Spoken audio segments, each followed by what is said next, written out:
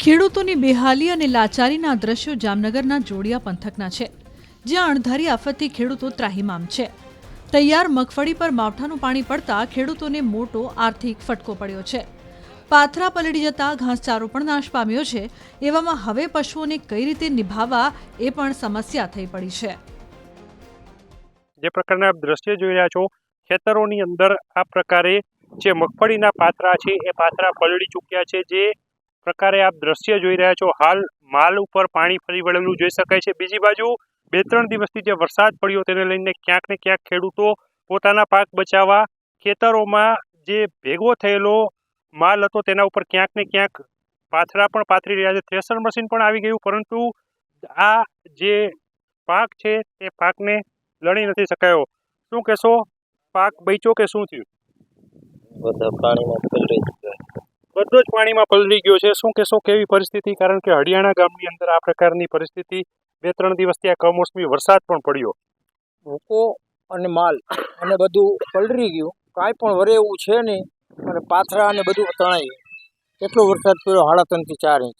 3.5 થી 4 ઇંચ વરસાદને લઈને ખેડૂતોની હાલત કફોડી બની છે. શું કહેશો કાકા, કેવી મહેનત હતી, કેટલો ખર્ચો અને લાભ પાચમ બાદ આ માલ તો મગફળીનો મોટા ભાગે યાર્ડમાં જતો હોય છે, પરંતુ અત્યારે હજી પણ અહીંયા પડ્યો છે. અમને એવું હતું કે દિવાળી પછી નવું વરસ બેસશે ને અમને લાભ મળશે, પણ પાંચમ પછી વરસાદ થયો, અમને ઘણી નુકસાન આવી. આ નુકસાન અમારાથી તો પોગાય એમ છે નહીં. અમારી મજૂરી પણ મળે એમ નથી, અને ઢોર માટે ભૂકો, એનો ઘાસ ભૂકો પણ ફેલ થઈ ગયો છે. ભૂકો પણ ફેલ થઈ ગયો છે. મગફળી તો ઠીક છે, પરંતુ ભૂકો પણ ફેલ ગયો છે. કેટલું વાવેતર હતું, શું પરિસ્થિતિ અત્યારે ખેતરોની અંદર દિવાળી બાદ હોળી જેવી, કારણ કે ખેડૂતોની હૈયા હોળી સળગે છે. બરોબર છે. અમારે અડિયાણા ગામમાં 3 થી 3.5 હજાર હેક્ટરનું વાવેતર ખેડૂત મિત્રોએ કરેલું છે મગફળીનું, અને મગફળીનો વાવેતરનો ખર્ચ છે ને 10 થી 12 હજાર 13 હજાર સુધીનું થઈ જાય છે.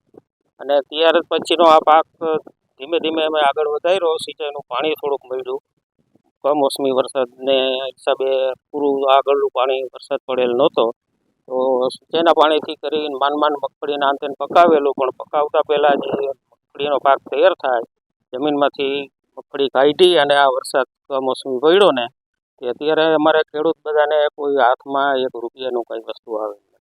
અને ઘાસચારા માટેનું જે જાનમાલનું હતું એ પણ કોઈને કાંઈ હાથમાં આવે એમ નથી. બધું રાખ જેવું થઈ જશે. 3 થી 4 ઇંચ વરસાદ થાય એટલે પાક સોથ થઈ જાય.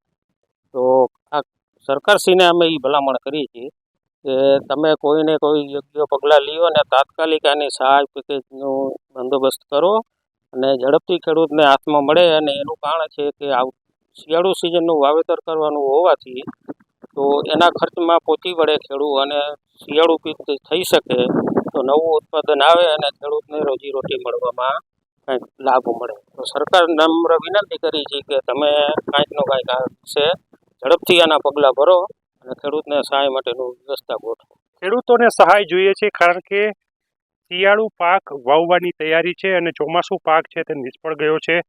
અત્યારે જે પ્રકારની પરિસ્થિતિ છે તે પરિસ્થિતિમાં ખેડૂતોને કેટલા ખર્ચા થયા હતા, કેટલી મહેનત થઈ હતી, અને દિવાળી પછી ક્યાંક ને ક્યાંક જે આશા દેખાતી હતી, હવે આ નિરાશામાં પરિવર્તિત થઈ. અત્યારે સાહેબ પરિસ્થિતિ બહુ નબળી છે ખેડૂત માટે, અને ઘાસચારો ને બધું પલળી ગયું છે. અને હવે સ્કૂલ ખુલે ત્યારે છોકરાની ફીની અમને આશા ના ઉપર હતી, બરાબર. એ ફી ફેલ થાય એવું છે, છોકરા ભણવામાં તકલીફ થાય એવું છે, બરાબર. અને બીજે 12-15 હજાર રૂપિયાનો ખર્ચો થયો છે, અને હવે એટલી મગફળી થાય એવું લાગતું નથી. દિવાળી પછી લાભ પાંચમ પછી છેલ્લા 2 દિવસ થયા 3 થી 4 ઇંચ વરસાદ પડેલો છે. તૈયાર પાક બધા ખેડૂતોને મોટી નુકસાની ગયેલી છે. મારી સરકારશ્રીને રજૂઆત છે, યોગ્ય સર્વે કરાવીને યોગ્ય વળતર આપવા વિનંતી.